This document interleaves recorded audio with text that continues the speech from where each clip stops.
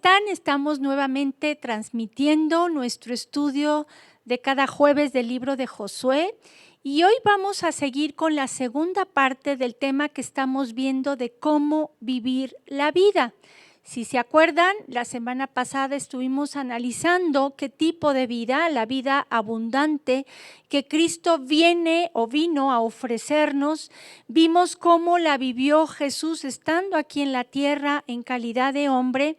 Y hoy vamos a ver cómo la vivió David, y para ello vamos a analizar algunos salmos para darnos cuenta de cómo David vivió esta vida en abundancia que Dios quiere que vivamos. Y vamos a analizar solo algunos versículos de algunos salmos.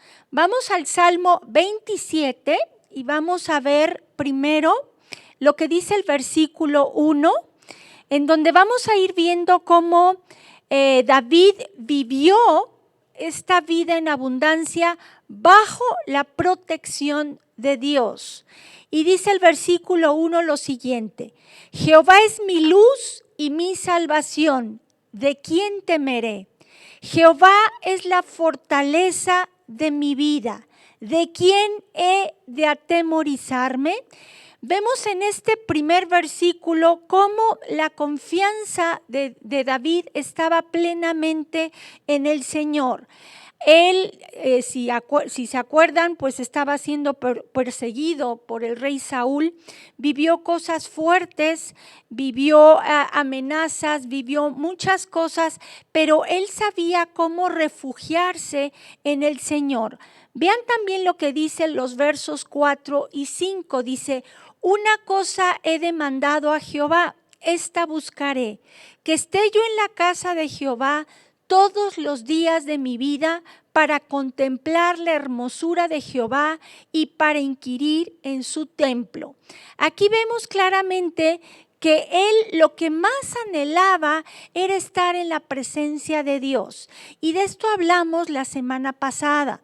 Estuvimos viendo cómo Asaf era el director de la alabanza en la época de David, y que todos los días él iba al templo y adoraba a Dios, y se supone que guiaba al pueblo a la adoración a Dios. Sin embargo, viene en un versículo, lo estuvimos viendo, hasta que entró en la presencia de Dios, o sea, en el templo de Dios, que comprendió realmente lo que los impíos van a pasar y lo que nosotros tenemos como hijos de Dios.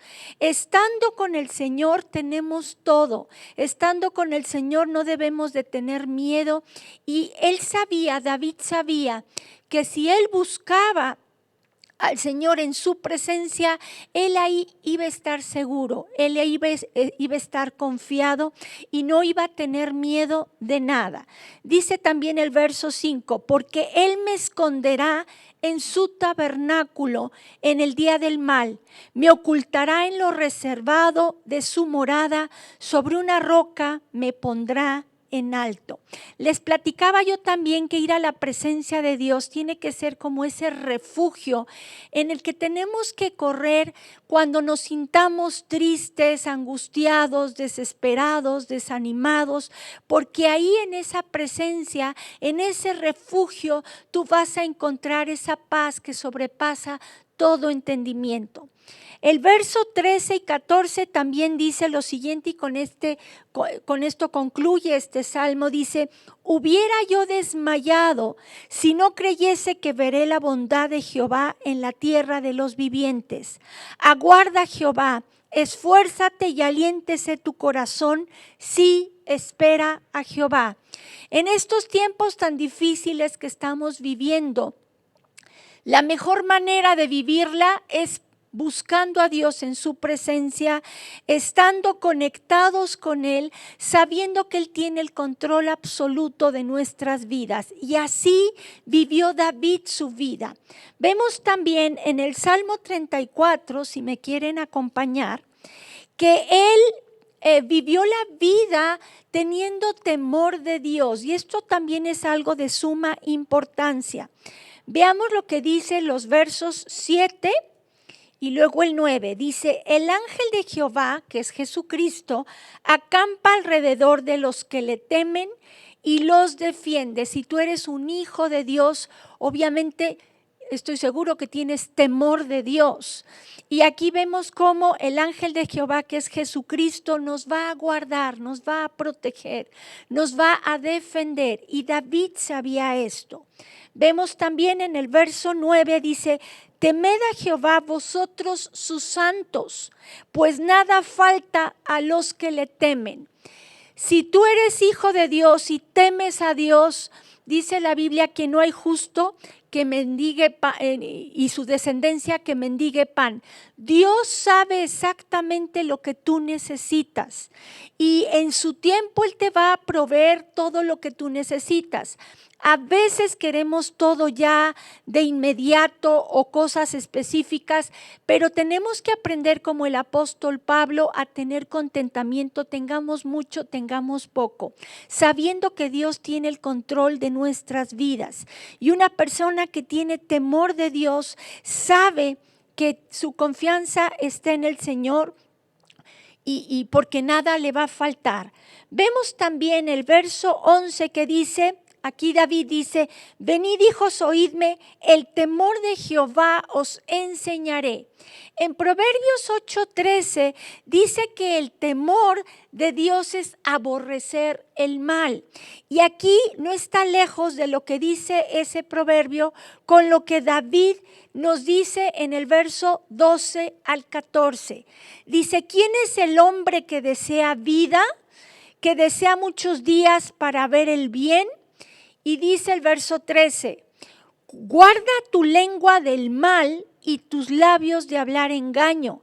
Apártate del mal y haz el bien, busca la paz y síguela. David se conducía o vivía su vida teniendo temor de Dios. Él sabía que tenía que guardar su lengua de hablar cosas negativas. Sabía también que tenía que apartarse de todo mal y hacer el bien.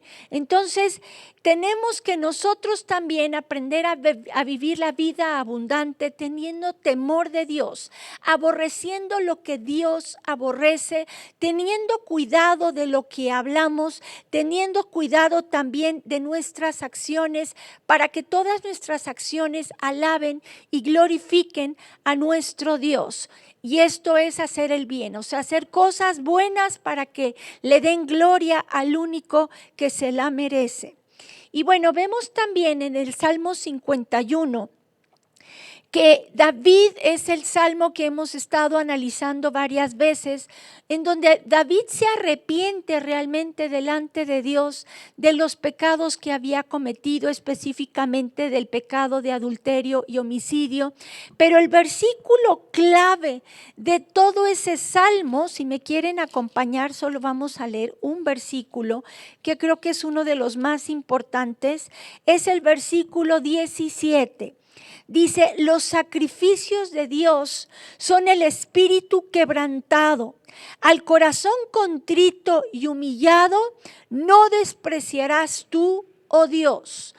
Si tú ya eres hijo de Dios, si tú ya recibiste a Cristo en tu corazón, lo confesaste como tu Señor y tu Salvador y entiendes lo que Jesús hizo en la cruz por ti, que te perdonó todos tus pecados, que derramó su sangre para limpiarnos de toda maldad, entendemos entonces que como hijos de Dios, cuando lleguemos a fallar, porque no somos perfectos, estamos en un cuerpo corruptible y vamos a fallar no una, sino muchas veces, basta con que vayamos al Señor, lo que dice Primera de Juan 1:9, que si confesamos nuestro pecado, Él es fiel y justo para perdonar nuestro pecado y limpiarnos de toda maldad. Vivir la vida abundante no significa que seamos perfectos, significa que sabemos que cuando nosotros nos equivocamos, corremos con Dios y nos arrepentimos de corazón. tenemos un corazón contrito, o sea, triste, dolido por el pecado que cometimos y vamos con Dios para confesarlo y pedirle perdón. Les decía que judicialmente el perdón ya lo tenemos. Sin embargo, cuando como hijos de Dios fallamos y caemos en algún pecado, lo que se rompe es nuestra comunión con Dios. Entonces es importante que nos arrepintamos de corazón, que vayamos con el Señor, le pidamos perdón para restaurar nuevamente esa comunión con Él, nos levantemos y sigamos adelante. Vemos también el Salmo 23, es un salmo muy conocido por todos nosotros, y David, cuando escribió este salmo, obviamente él era pastor de ovejas. Él sabía lo que un pastor de ovejas hace, pero él consideraba a Dios como su pastor. Un pastor es el que cuida las ovejas, les da de comer, las alimenta, los lleva por pastos delicados, las lleva a descansar, y eso es lo que hace nuestro Padre Celestial. Tenemos que ver a nuestro Padre como ese pastor que nos va guiando. De hecho, más bien dice que Jesús es el buen pastor y el buen pastor su vida da por las ovejas. Jesús dio su vida por ti y por mí, y Él es el que nos va guiando y nos va dirigiendo, y dice la Biblia que Él conoce a sus ovejas, pero también dice que sus ovejas oyen y escuchan la voz del pastor. Yo te pregunto, ¿eres una oveja de Jesús? ¿Escuchas su voz? ¿Lo sigues? Porque para vivir la vida abundante que Dios quiere que vivamos, necesitamos escuchar la voz de nuestro pastor, de nuestro Señor Jesucristo, y seguirlo. Y bueno, vemos también en el Salmo 69, todo este Salmo 69, David describe realmente todo el dolor que él estaba sintiendo y descarga con el Señor ese gran dolor. Tenemos que entender que solo Dios nos va a entender. Tú a veces vamos y nos desahogamos con alguna persona y corremos tal vez en primera instancia con personas cercanas a nosotros, pero necesitamos correr con Dios, clamar a Él, desahogarnos con Él, gritar con Él y sacar lo que tenemos con Él. Entonces tú ve y dice, buscad a Dios y vivirá vuestro corazón en el verso 32 de este salmo. Me impacta, dice, lo verán los oprimidos y se gozarán. Buscad a Dios y vivirá vuestro corazón.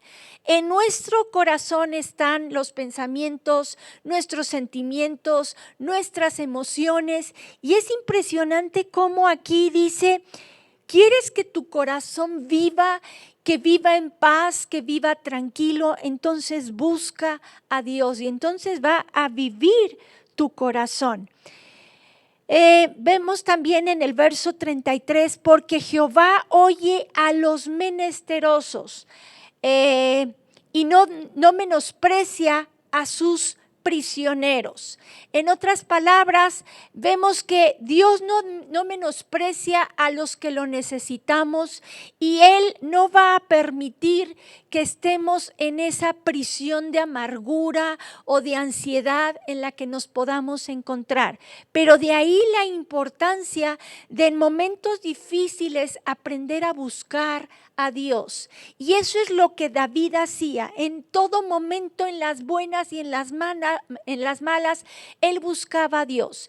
Y con esto nos damos una leve idea de cómo David vivía su vida. Sin embargo, quiero mencionar unas características, las voy a leer, vienen en su libro, de cómo David vivía la vida, pero las características que tenía David, y hay que procurar tener estas características también nosotros. Dice, en primer lugar, era de corazón limpio. Una característica que tenía David era que era de corazón limpio, honesto con Dios, porque reconocía que era pecador y se arrepentía. Acuérdense que un corazón limpio, lo vimos la semana pasada, es un corazón honesto, puro, que sabe en qué está mal y en qué está bien. No es un corazón perfecto, sino un corazón que sabe que es honesto, transparente delante de Dios y que no le esconde nada. Y David era así. Vemos también que conocía la misericordia de Dios y la tenía para con los demás. David sabía vivir en la presencia de Dios, en las buenas y en las malas, cosa que ya hemos estado viendo. Pocas personas, dice, han conocido a Dios como lo conocía David. No en vano dice la Escritura que el corazón de David era conforme al corazón de Dios.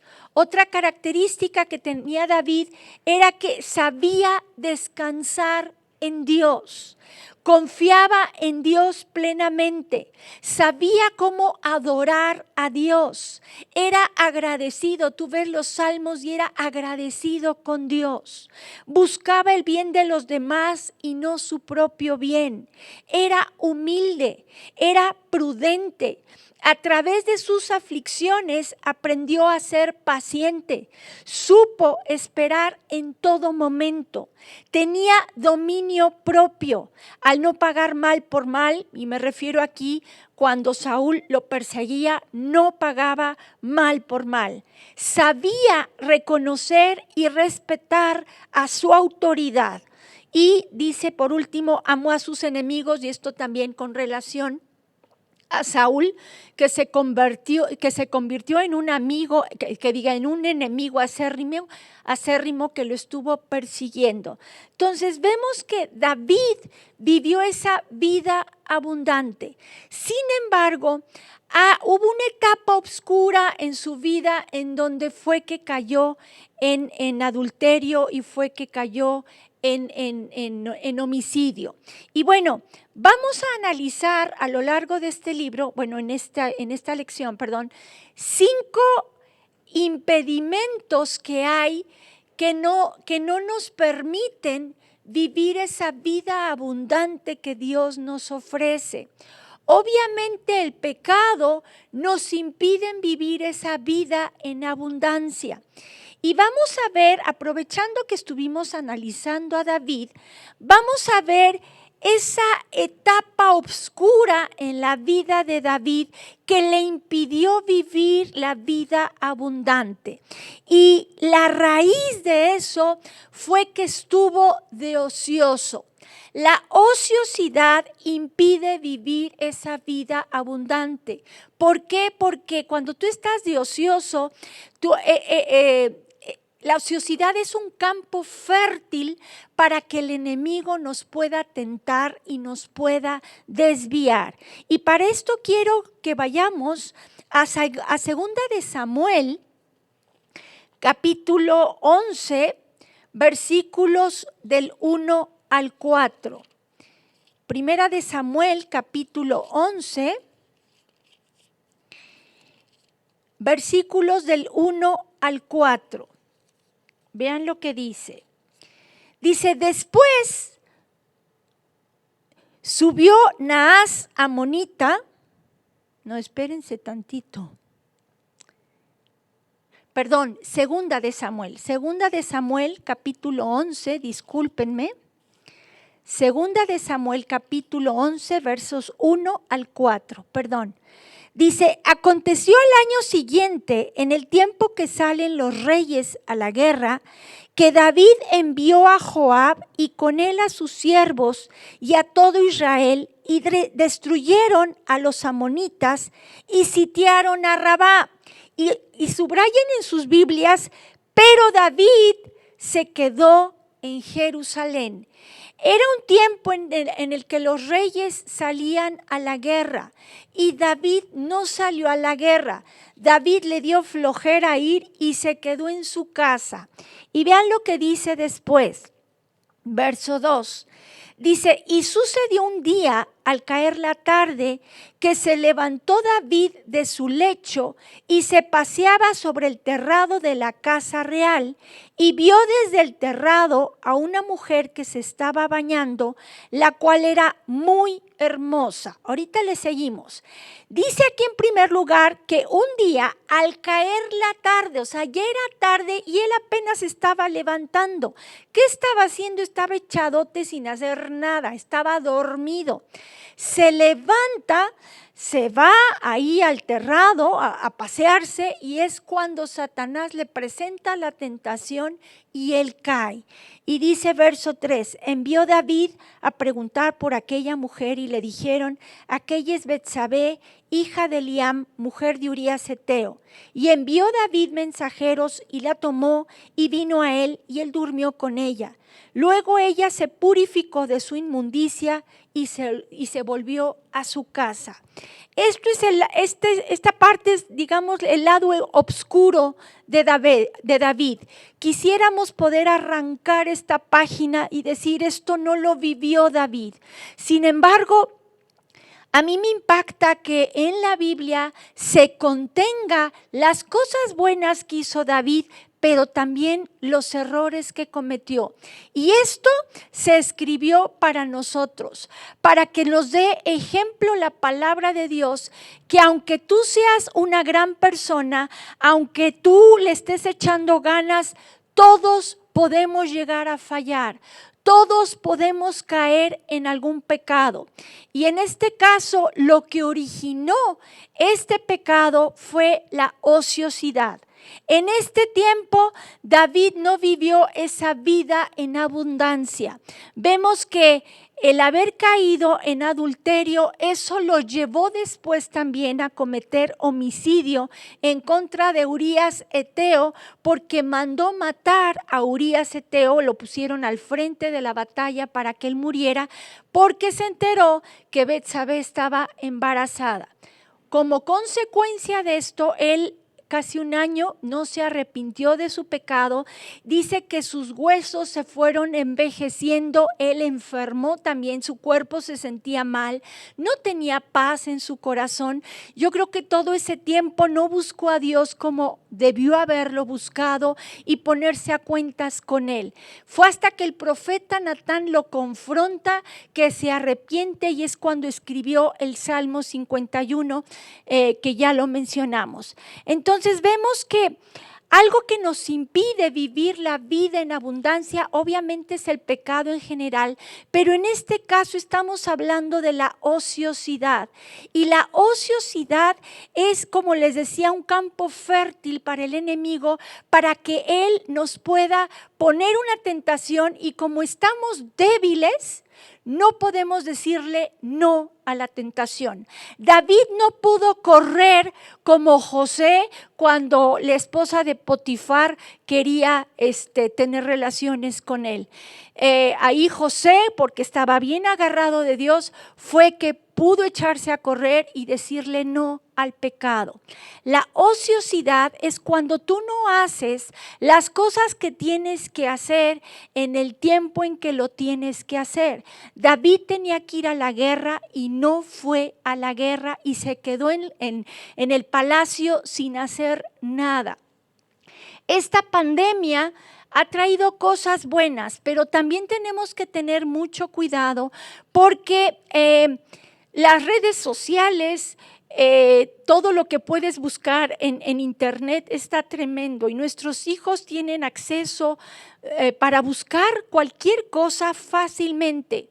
Y cuando no tienen que hacer, es muy fácil que caigan en la pornografía viendo cosas que no deben.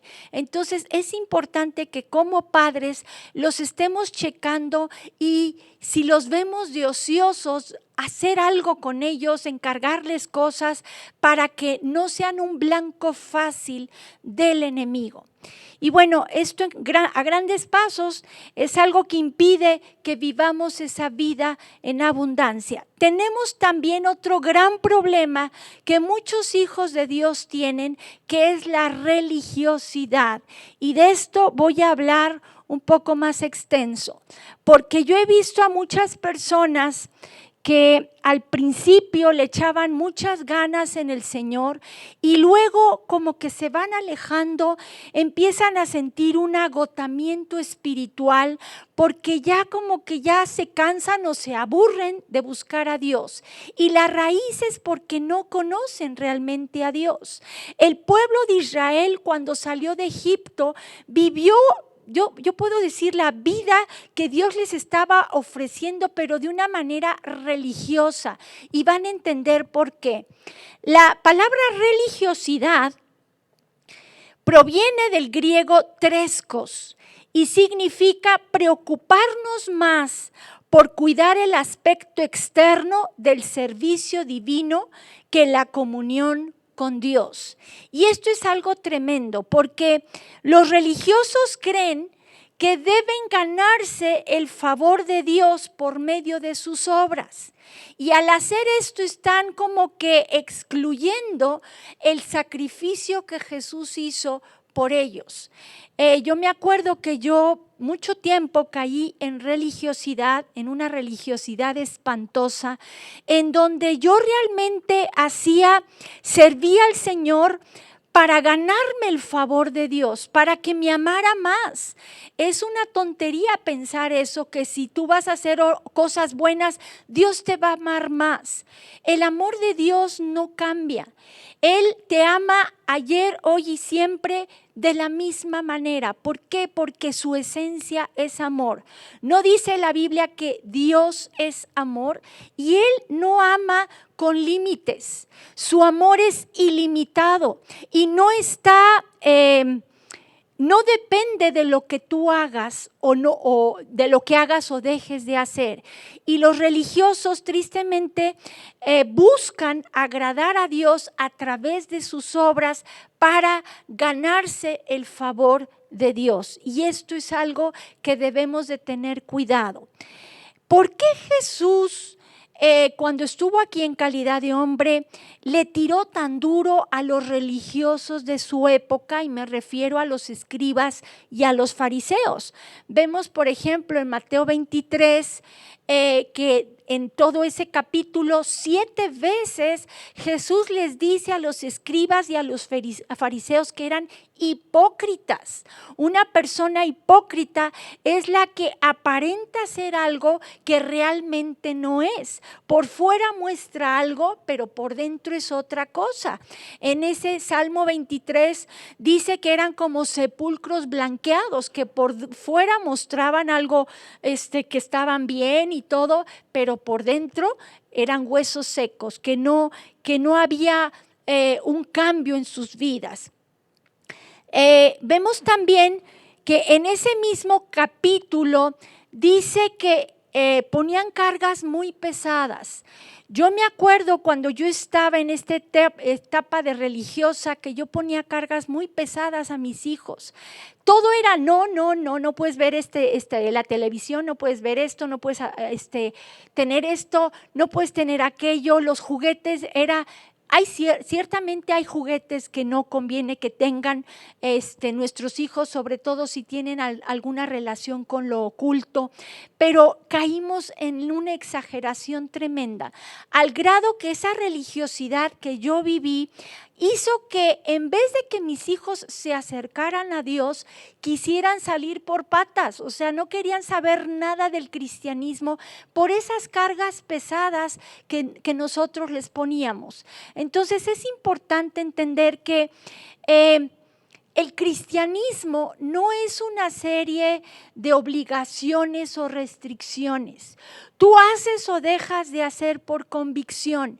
Les decía la semana pasada en el versículo que nos estamos apoyando de Josué, que Dios le decía a Josué: esfuérzate y sé valiente en cumplir toda la ley y que la pusiera por obra y todo, pero tú en tus fuerzas es imposible que lo hagas. De ahí la importancia de meternos a la presencia de Dios para que entonces Él, su gracia, nos ayude a poder caminar en las obras de la ley, a poder conducirnos de la manera correcta. Entonces, cuando nosotros les ponemos cargas muy pesadas a nuestros hijos, en vez de querer más, saber más de Dios, menos van a querer saber de Él.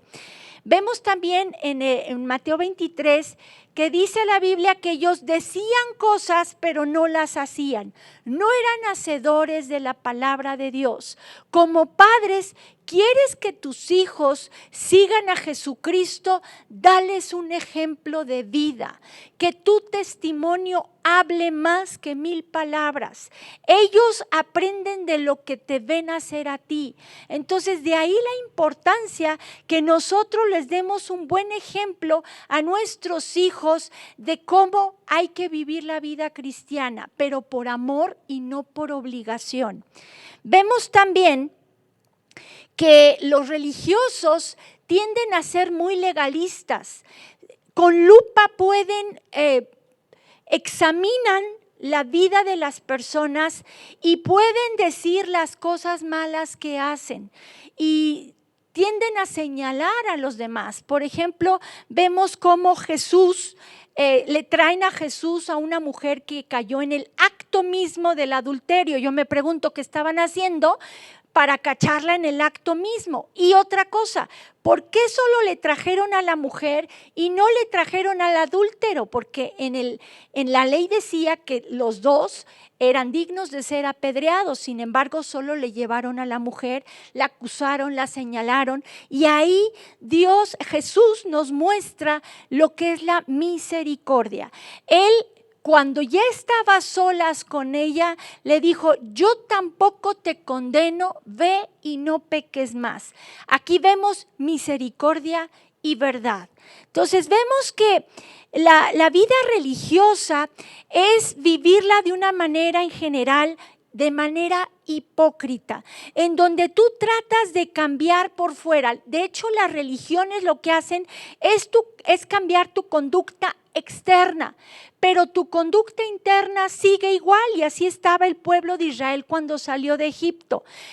Cambiaron por fuera, pero por dentro seguían siendo esclavos.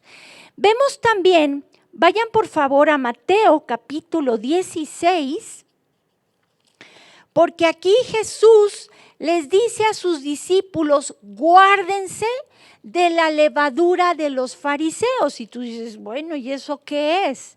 No, ahorita vamos a ver lo que es. Mateo 16, versículo 6, dice lo siguiente. Entonces, el versículo 6 dice, y Jesús les dijo, mirad, guardaos de la levadura de los fariseos y de los saduceos. Y en el verso 12 de ese mismo capítulo dice, entonces entendieron que no les había dicho que se guardasen de la levadura del pan, sino de la doctrina de los fariseos y de los saduceos. ¿Por qué? Porque ellos enseñaban cosas contrarias a lo que Dios quería que enseñaran. Entonces, vemos también que cuando habla de la levadura en el pan no tiene ningún valor de nutrición, o sea, no nos nutre la levadura. ¿Qué hace la levadura en el pan? Lo infla. Y de igual manera, la levadura infla nuestro orgullo. Vean lo que dice Lucas capítulo 12, porque ahí claramente vemos que la levadura es la hipocresía.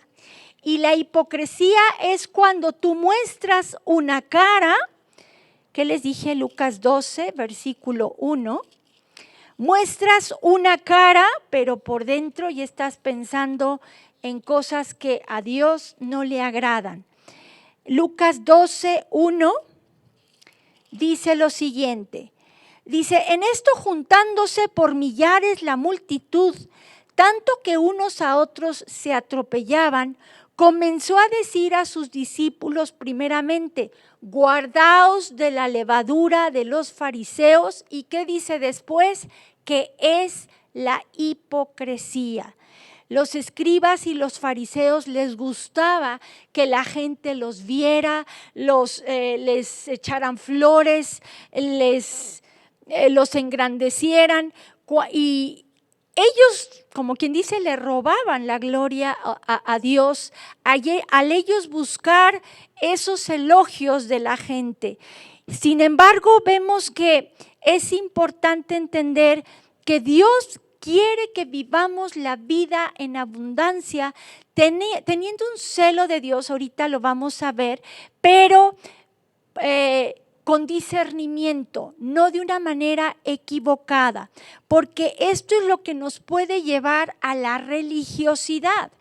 Dice en Romanos 10:2, dice, porque yo les doy testimonio de que tienen celo de Dios, pero no conforme a ciencia. El espíritu de religiosidad está basado en un celo de Dios, pero no conforme a ciencia. La palabra celo en este pasaje de Romanos 10:2 viene del griego ZHLOS, slos, y significa calor en sentido favorable, ardor en sentido desfavorable, solicitud, envidia, hervor. En Filipenses 3:6, alguien que tenía este celo, pero no conforme a ciencia, fue sin lugar a dudas el apóstol Pablo. Y ese celo, sin el discernimiento de las Escrituras, fue que lo llevó a ser un perseguidor de la iglesia. Tristemente, los religiosos se parecen mucho a Pablo en ese sentido, en perseguir a los hermanos, juzgarlos, señalarlos por ese celo que tienen de Dios, pero no conforme a ciencia. La palabra ciencia proviene del griego epignosis y significa reconocimiento pleno, discernimiento, conocimiento. El apóstol Pablo tenía todo el conocimiento del Antiguo Testamento, pero no tenía el discernimiento del Antiguo Testamento, de tal manera que él no había entendido que Cristo era el Cristo, que Jesucristo era el Cristo profetizado en el Antiguo Testamento. No había discernido que Jesús venía para liberarnos de la esclavitud del pecado. Él pensó que Jesús quería desviar al pueblo de Israel del judaísmo y llevarlos a una secta, pero tenía ese celo de Dios, ese ardor, y por eso los mandaba perseguir, pero sin el discernimiento de Dios. Y los religiosos en eso se basan. Tienen un celo de Dios, pero mal enfocado, porque no han discernido cómo Dios quiere que se hagan las cosas. Vemos también que el espíritu de religiosidad procura servir al Señor, y esto lo dije al principio, para conseguir su aprobación. Vimos que Dios quiere que le sirvamos, pero para ganar su aprobación, no. ¿Por qué le servimos a Dios? Le servimos en primer lugar como agradecimiento a todo lo que Él ha hecho en nuestras vidas, y lo hacemos por amor, para agradarlo, pero no para recibir su aprobación. Y aquí hay una gran diferencia. Vemos también que un espíritu de religiosidad, cuando tenemos este espíritu, nos impide oír la voz de Dios. Y les voy a poner unos ejemplos. Si tú tú, por ejemplo, llegas a la iglesia y escuchas una conferencia y tú solo estás viendo las cosas malas que se hacen dentro de la iglesia, o lo hemos visto también dando conferencias, solo hay personas que empiezan a poner comentarios negativos y solo nos tiran. Y muchas veces ni han escuchado la conferencia, tal vez dijimos algo, lo toman fuera de contexto y empiezan a tirarnos. Y saben, el espíritu de religiosidad, apréndete esto, impide que oigas la voz de Dios. Cuando tú solo estás señalando las faltas de los demás, estás como bloqueado, estás cegado como el apóstol Pablo lo estaba, y no permites que Dios te hable, no entiendes las cosas porque tú las ves de otra manera. Por eso también dice en Mateo 23 que son ciegos guiando a ciegos, porque tienen un velo que les impide ver las cosas y discernir las cosas como Dios quiere que lo hagamos. Vemos también que hay personas que llegan y empiezan a juzgar y a criticar cómo está la alabanza. Miren, ya vieron a ese cuate que tiene el cabello largo, ya vieron, se desafinó y todo. Y saben, yo le pondría que, aparte de que es un espíritu de religiosidad, le pondría un espíritu de Mical, porque Mical así estaba con David cuando él danzó delante de Dios con todo lo que podía y no le importaba de estar descalzo, estar sin esas ropas reales que él acostumbraba llevar por ser el rey. Él se desnudó, como quien dice, delante de Dios y honestamente, con un corazón sincero, adoró y alabó y danzó delante de Dios. Pero Mical desde la ventana lo vio y luego lo juzgó y lo señaló. Y un espíritu de religiosidad es como ese espíritu que tenía Mical, de solo juzgar y señalar la forma en que adoras a Dios, la forma en que alaban a Dios. Oye, tú y el Señor.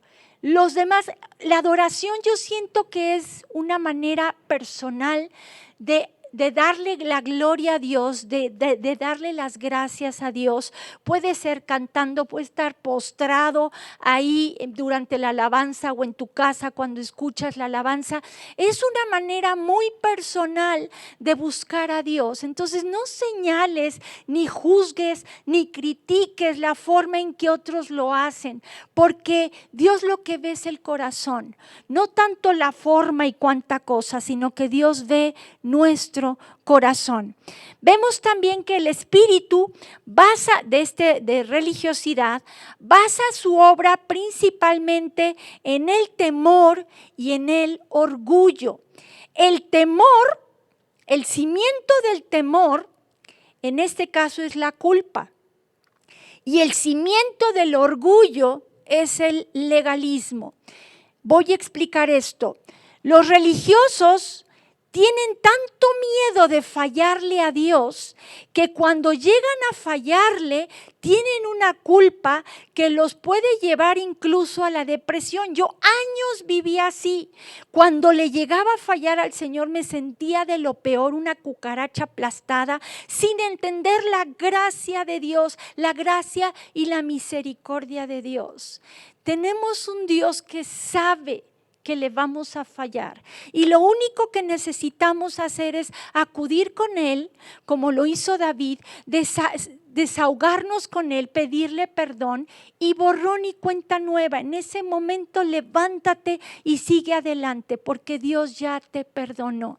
La cuestión es que a veces nosotros somos tan duros con nosotros mismos que no nos podemos perdonar a nosotros mismos. Y de ahí surge esa culpa que a veces te tiene en el suelo. Incluso me atrevo a decir que muchos cristianos se han alejado de Dios porque se sienten tan mal, tan culpables, que sienten o creen que Dios no los puede perdonar.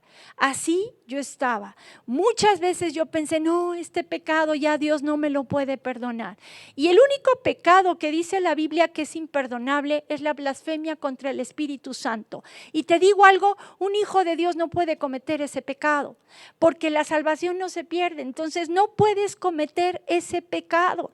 Entonces tú tranquilo, ya no te pongas cargas tan pesadas, ya pídele a Dios que te quite ese velo de religiosidad que tal vez has tenido por años y que Dios permita que tú puedas vivir esa vida en abundancia que Dios quiere que vivamos. Vemos también que el cimiento del orgullo es el legalismo. Es impresionante ver cómo, y a mí me pasó, que cuando yo buscaba a Dios, cuando yo leía 10 capítulos diarios, cuando yo oraba no sé cuánto tiempo, entonces me sentía bien. Y bueno, mi orgullo, me sentía la última Coca-Cola del desierto. Y cuando no lo hacía, me iba por el otro lado, ¿no? Entonces son dos extremos tremendos.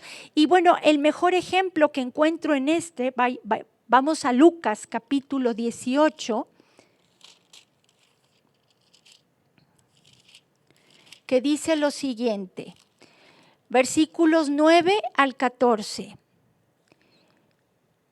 ¿Ya lo tienen? Lucas 18, 9 al 14. Dice, a unos que confiaban, fíjense, a unos que confiaban en sí mismos como justos, o sea, tú te puedes creer que estás muy bien, que eres lo máximo, que eres muy espiritual, y así se encontraba este fariseo de esta parábola.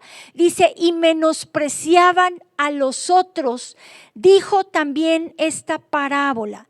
2 hombres subieron al templo a orar. Uno era fariseo y el otro publicano. El fariseo puesto en pie oraba consigo mismo, o sea, sus oraciones no pasaban del techo. Dice, Dios, te doy gracias porque no soy como los otros hombres, ladrones, injustos, adúlteros, ni aun como este publicano. O sea, legalismo. Señalan las faltas y los errores de los demás sin tener misericordia. Ayuno 2 veces a la semana, doy diezmos de todo lo que gano, mas el publicano, estando lejos, no quería ni aún alzar los ojos al cielo, sino que se golpeaba el pecho, diciendo, Dios, sé propicio a mi pecador. Os digo que éste descendió a su casa justificado antes que el otro, porque cualquiera que se enaltece será humillado, y el que se humilla será enaltecido. Fíjense que los religiosos son aquellos que, como les decía, detectan muy fácilmente los errores de los demás. Parece que andan con lupa, con escáner y examinan a todos así, o escanean a todos para ver en qué se equivocan. Y de misericordia, 0. Yo ahí entiendo algo impresionante. Cuando tú empiezas a tener misericordia, yo creo que la misericordia, sin lugar a dudas, es un buen antídoto ante la religiosidad, porque la misericordia es amar a las personas a pesar de. Es entender que todos estamos en un proceso y unos pues van a ser, cambian más rápido que otros, el proceso de unos es más rápido que el de otros. Sin embargo, tenemos que entender que no somos el producto terminado. Nadie aquí es el producto terminado. El apóstol Pablo decía que lo que Dios comenzó lo va a perfeccionar hasta el día de Jesucristo. Entonces, seguimos en obra. No somos el producto terminado, y cuando tú tienes misericordia, tú sabes que todos vamos a fallar y no estás para señalar las faltas de los demás, sino estás ahí para que cuando uno caiga, si tú estás bien, lo ayudes a levantarlo. Y una manera de levantarlo no es señalando sus errores para desanimarlo, sino es diciéndole, ¿sabes qué? Ok, no hay problema, todos fallamos, vente, te ayudo. Y si es necesario, te ayudo a cosechar lo que sembraste. Eso es tener misericordia. Entonces tenemos que tener en claro que no somos jueces, no estamos aquí para señalar las faltas de los demás, no estamos aquí para decir esto está bien, esto está mal, sino para ayudar a los demás a levantarse y a tener misericordia. Ahora, ya para cerrar y concluir esto, vean lo que dice Santiago 1:27, pero no sé si lo puedan, yo se los voy a leer en la Nueva Traducción Viviente. Este pasaje sí me gustaría, no sé si se pueda que se lo pasen, si no yo se los leo. Santiago 1:27 según la Nueva Traducción Viviente. Se los voy a leer y dice lo siguiente: la religión pura y verdadera, en la Reina Valera dice la religión pura y sin mácula, pero pues esa se oye medio raro, pero dice aquí la religión pura y verdadera a los ojos de Dios Padre, consiste en ocuparse de los huérfanos y de las viudas en sus aflicciones y no dejar que el mundo te corrompa. Y esto me gusta porque aquí vemos claramente que hay una religión que sí es verdadera, pero esa religión, si te fijas, está basada en la misericordia, en ayudar a los demás y en no dejarte corromper de las cosas que ofrece el mundo. Entonces vemos aquí que esta es la religión pura, esta es la religión que Dios quiere que profesemos. Pero el espíritu de religiosidad, acuérdense que Satanás siempre va a tomar una parte de verdad y la va a revolver y luego para engañarte y para desviarte del camino de Dios. La religiosidad es un espíritu, es un demonio que nos hace vivir la vida cristiana de una manera esclavizada. Jesús vino a hacernos libres. Y mientras tú sigas teniendo ese celo de Dios, pero sin entender que la base tiene que estar fundada en el amor, en la misericordia y no en la crítica, no en señalar, no en juzgar. Entonces tú no vas a poder vivir esa vida en abundancia que Dios quiere que vivamos. Y bueno, aquí vamos a dejar esta lección. La próxima clase vamos a terminar esta lección de cómo vivir la vida. Y vamos a ver otras cosas que nos impiden vivir la vida en abundancia que Dios quiere que vivamos. Si Dios hoy te mostró algo, yo me acuerdo cuando yo fui confrontada por esa religiosidad que yo traía, yo caí en el piso de rodillas, lloré y le dije, Señor, yo no quiero ser una piedra de tropiezo para mis hijos. Y si yo he sido eso, yo te ruego que me perdones. Yo quiero que mi vida dé la gloria a Dios y que la gente se acerque a Dios en lugar de que se aleje. Entonces, si tú sientes que Dios te ha hablado y que tienes un espíritu de religiosidad, yo te invito a que nos pongamos a cuentas con el Señor y que Dios haga esa obra en nuestras vidas. Vamos a orar. Padre Celestial, gracias te damos, Señor, por este tiempo. Señor, yo quiero vivir esa vida abundante que tú nos estás ofreciendo. Si he estado de ocioso, de ociosa, sin hacer cosas que a ti te agraden y he estado haciendo otras que a ti te desagradan, yo te ruego que tú me perdones, que tú me ayudes a levantarme y a seguir adelante, a seguirte, a buscarte con todo mi corazón en tu presencia. Padre Celestial, si hay un espíritu de religiosidad en mi vida, en el nombre de Jesús, yo te ruego que me perdones y que lo eches fuera, que me ayudes a tener el discernimiento de tu palabra, que me ayudes a escucharte, a conocerte cada día más, porque yo sé que en tu presencia es donde más te puedo conocer, Señor. Yo te ruego que me limpies de todo espíritu de religiosidad. Perdóname si he puesto cargas muy pesadas en los demás, en mis hijos, en mi marido, en mi familia. Perdóname, Señor, te lo ruego. Y hoy reconozco que no te conozco como debería de conocerte. Entiendo que tengo un velo y quiero que tú quites ese velo. Padre Celestial, lléname de tu Espíritu Santo para que yo pueda discernir tu palabra, tu verdad, Señor. Gracias, Padre, por estos tiempos. Y si hay alguien que nos esté escuchando que nunca ha conocido realmente a Jesús, que hoy quiera invitarlo a su corazón, yo te invito también que hagas esta oración junto conmigo y le digas: Padre Celestial, gracias porque mandaste a tu Hijo Jesucristo a limpiarnos de toda cochinada que hay en nuestro corazón.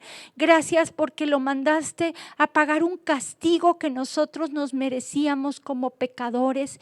Yo te pido que tú entres a mi vida, te reconozco como mi Señor y mi Salvador, y yo te pido que me ayudes a vivir el cristianismo como tú lo diseñaste, no como una religión más. Yo quiero tener esa cercanía contigo, esa comunión contigo íntima en tu presencia. Permíteme conocerte. Muéstrame, Señor, tu gloria para que yo pueda conocer tu corazón, Señor, y caminar en tu voluntad y que tú seas glorificado a través de mi vida, Señor. Gracias te doy por este tiempo y en tu nombre oramos, Jesús. Amén. Que Dios los bendiga y nos vemos el próximo jueves.